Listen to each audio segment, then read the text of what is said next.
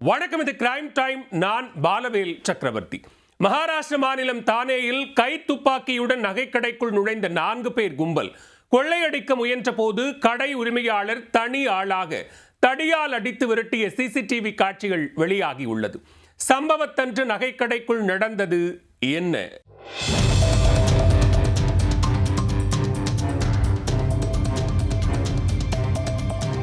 Hollywood படங்களில் வருவது போன்று முகமூடி அணிந்து கொண்டு வந்த கும்பல் துப்பாக்கி முனையில் கொள்ளையடிக்க முயன்ற காட்சிகள் தான் இவை. அதன் பின்பு கடை உரிமையாளர் கொடுத்த ட்விஸ்ட் தான் கொள்ளையர்களை தலைதெறிக்க ஓட வைத்துள்ளது. சம்பவத்தின் முழுமையான பின்னணி என்ன?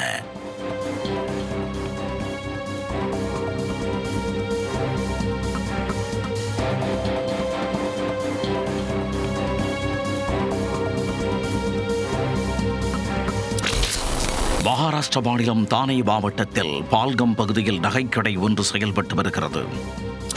பட்டப்பகலில் 4 பேர் கொண்ட கும்பல் முகமூடியுடன் கடைக்குள் அதிரடியாக நுழைந்துள்ளது. கையில் துப்பாக்கிகளை வைத்திருந்த அந்த கும்பல் கல்லாப்பெட்டியில் அமர்ந்திருந்த கடை உரிமையாளரை நோக்கி துப்பாக்கியை நீட்டி பணத்தை எடுத்து கொடுக்குமாறு மிரட்டியுள்ளனர். ஆனால் துப்பாக்கியை கண்டு சற்றும் அஞ்சாத அந்த கடை உரிமையாளர் இவர்களுக்காகவே தனியாக எடுத்து வைத்திருந்த உருட்டுக்கட்டை ஒன்றை எடுத்துக்கொண்டு சுழற்றியபடி கொள்ளையர்கள் மீது பாய்ந்தார். அவரது ஆவேசத்தை பார்த்து பயந்து போன கொள்ளையர்கள் கையில் துப்பாக்கி வைத்திருந்ததையும் மறந்துவிட்டு தலைதெறிக்க தப்பி ஓடினர். இருப்பினும் விடாத அவர் கொள்ளையர்களை பின்னாலேயே துரத்தி கொண்டு சென்றார்.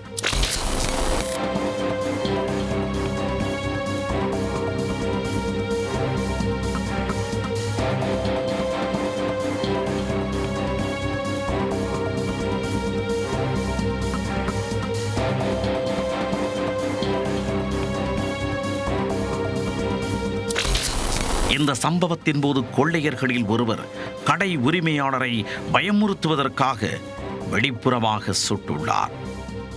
ஆனால் அந்த தோட்டாவெல்லாம் தன்னை ஒன்றும் செய்துவிடாது என்று பொங்கி எழுந்த அவர் கொள்ளை கும்பலை விரட்டிச் சென்று ஒருவரை மடக்கி பிடித்து விட்டார்.